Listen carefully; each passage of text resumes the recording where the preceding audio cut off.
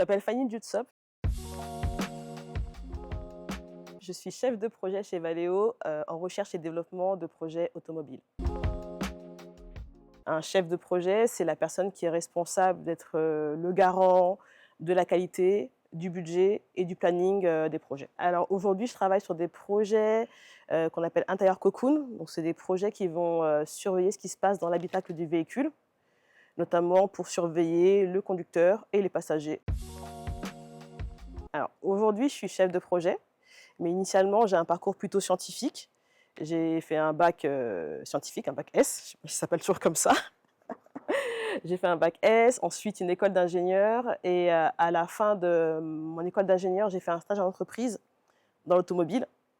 Et maintenant, ça fait 15 ans que je travaille dans l'automobile. Depuis ce stage, j'ai enchaîné différentes entreprises, mais toujours dans le domaine. Quand vous dites automobile, moi, je pense à innovation.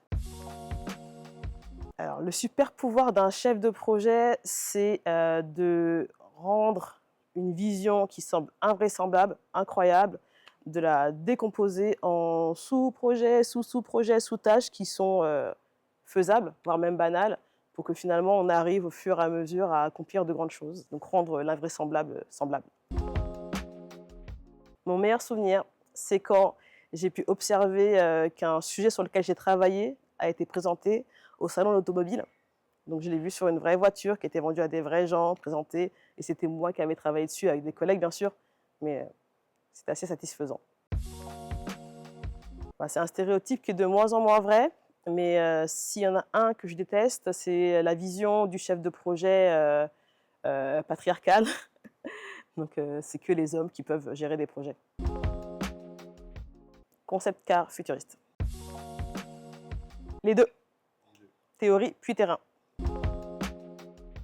Les deux. La simulation puis les essais. La façon de communiquer. Quand on a une femme dans la pièce, on n'a pas la même dynamique que lorsqu'elle n'est pas là. Et c'est en général plus agréable. C'est une vraie question. Une évidence. Faut pas douter, les sciences n'ont pas de genre. Chaque personne a son point de départ et tous les points de départ sont légitimes. Donc, faut foncer. Alors moi, une femme qui m'inspire, c'est Rokhaya Diallo. C'est une journaliste, écrivaine et réalisatrice. Elle m'inspire par ses prises de parole et aussi le livre qu'elle a écrit qui s'appelle « Ne reste pas à ta place », qui a un titre qui parle de lui-même. L'automobile, c'est un univers qui est assez passionnant quand même. Je trouve ça vraiment particulier. Quand on pense aujourd'hui, en tout cas moi, quand je pense à la voiture de mes parents et aux voitures qu'on fait aujourd'hui, ça n'a plus rien à voir.